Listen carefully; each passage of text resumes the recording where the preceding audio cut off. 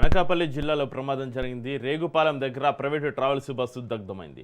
Bus Bhubaneswar నుంచి చెన్నై వెళ్తుండగా ఈ ప్రమాదం జరిగింది. మంటలు ఎగిసిపడి బస్సు పూర్తిగా కాలిపోయింది. ప్రయాణికులు అప్రమత్తమై బస్సు నుంచి కిందికి దిగడంతో పెను ముప్పు తప్పినట్లయింది.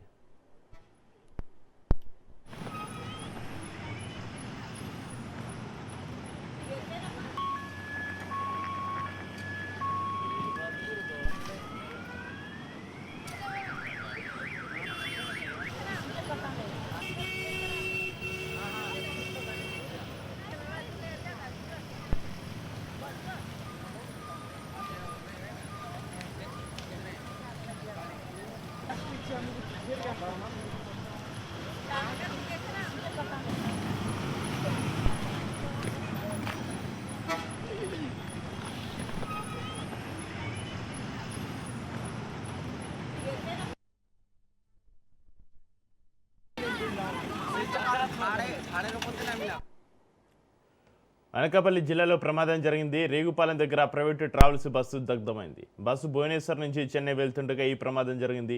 మంటలు ఎగిసిపడి బస్సు పూర్తిగా కాలిపోయింది. ప్రయాణికులు అప్రమత్తమై బస్సు నుంచి కిందికి దిగిపోవడంతో పెను ముప్పు తప్పినట్లయింది.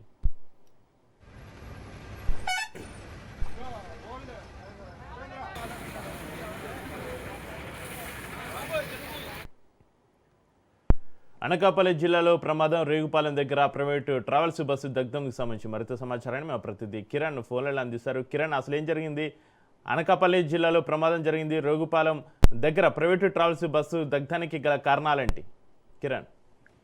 Good morning Chakri. ఏదైతే నిన్న సుమారు రాత్రి 11 గంటల ప్రాంతంలో భువనేశ్వర్ నుంచి చెన్నై వెళ్తున్నటువంటి శ్రీ తులసి ట్రావెల్స్ ప్రైవేట్ బస్సు యలమంచిలి సమీపంలో రేగుపాలెం జాతీయ రహదారిపై అగ్ని ప్రమాదానికి గురైంది. సాంకేతిక లోపంతో ఇంజిన్ నుంచి ఒకసారిగా మంటలు ఎగిసిపడంతో ఈ ప్రమాదం జరిగినట్టుగా తెలుస్తుంది. అయితే ప్రమాద సమయంలో దాదాపుగా 35 నుంచి 38 మంది ప్రయాణికులు వివిధ ప్రాంతాలకి విజయవాడ కావచ్చు, రాజమండ్రి కావచ్చు, అదేవిధంగా చెన్నై కావచ్చు ఈ ప్రాంతాలకు వెళ్తున్నటువంటి ప్రయాణికులు ఉన్నారు. ఒకసారిగా డ్రైవరు అప్రమత్తమై ప్రయాణికులందరినీ కిందికి దింపడంతో ఎటువంటి ప్రాణ నష్టం కానీ ఎటువంటి ప్రమాదం కానీ జరగలేదు. అయితే బస్సు మాత్రం పూర్తిగా దగ్ధమైన పరిస్థితి కనిపిస్తుంది. దీనికి సంబంధించి పూర్తి స్థాయిలో టెక్నికల్ ప్రాబ్లం వల్ల ఇంజిన్ నుంచి మంటలు ఎగిసిపడంతో ఈ ప్రమాదం చోటు చేసుకున్నట్టుగా డ్రైవర్ చెప్తున్న పరిస్థితి. ఈ నేపథ్యంలో యలమంచిలి పోలీసులు కేసు నమోదు చేసి దర్యాప్తు చేస్తున్న పరిస్థితి నెలకొని చెప్పారు.